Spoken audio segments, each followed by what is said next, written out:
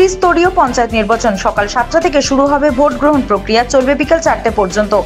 ইতিমধ্যে সবকটি পঞ্চায়েত সমিতি এবং একটি জেলা পরিষদ আসনে ভারতীয় জনতা পার্টির প্রার্থীরা বিনা প্রতিদ্বন্দ্বিতায় জয়ী হয়েছেন।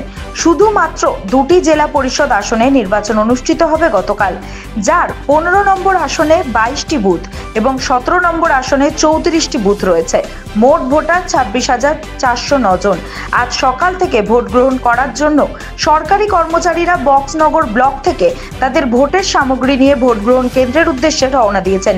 প্রত্যেক পোলিং সেন্টারে 4 জন করে ভোট কর্মী এবং 4 জন করে টিএসআর জওয়ান নিয়োগ করা হয়েছে এবং পুলিশ কর্মীদের রিজার্ভে রাখা হয়েছে। আমাদের বক্সনগর ব্লক এলাকা মূলত জেলা পরিষদের দুটি কেন্দ্রে ভোট হচ্ছে।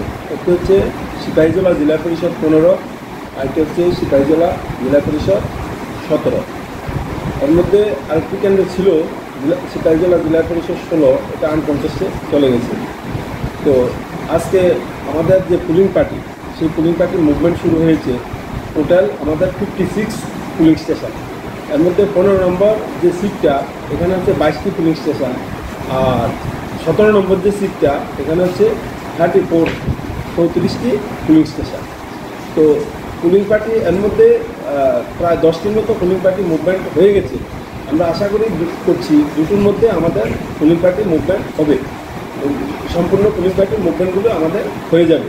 পুলিং পার্সোনাল বলতে আমাদের প্রত্যেকটা পুলিং বুথে 4 জন করে স্টেট টিএসআর অথবা পুলিশ পার্সোনাল দেওয়া হচ্ছে।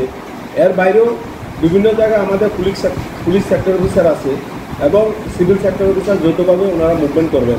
এখন পর্যন্ত ল অ্যান্ড অর্ডার পুরোপুরি শান্তিপূর্ণ এবং আমরা আশা করছি, আমরা কয়েক দফায় বিভিন্ন পলিটিক্যাল পার্টির সাথে মিটিং করেছি এবং সবাই কাছে এপিল করেছি যাতে সমস্ত ভোট প্রক্রিয়াটা যাতে পিস, ফেয়ার এবং পিসফুল ম্যানারে যাতে আমাদের সম্পূর্ণ হয়। তো এখন পর্যন্ত কোনো সমস্যা নেই, ওয়েদারও ভালো।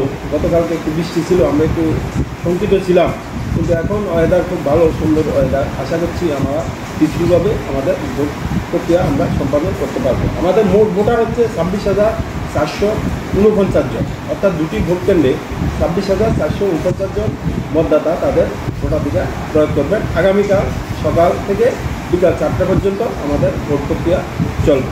ধন্যবাদ।